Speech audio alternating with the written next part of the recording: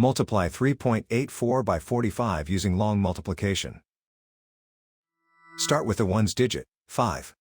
5 times 4 is 20. Put 0 in this column and carry 2. 5 times 8 plus the carried 2 is 42. Put 2 in this column and carry 4.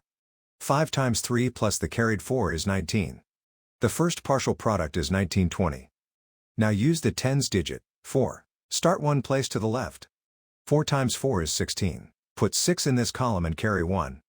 4 times 8 plus the carried 1 is 33. Put 3 in this column and carry 3. 4 times 3 plus the carried 3 is 15. The second partial product is 15,360.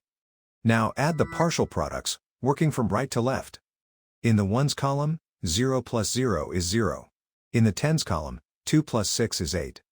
In the hundreds column, 9 plus 3 is 12. Put 2 in this column and carry 1. In the thousands column, 1 plus 5 plus the carried 1 is 7. In the 10 negative thousands column, bring down 1.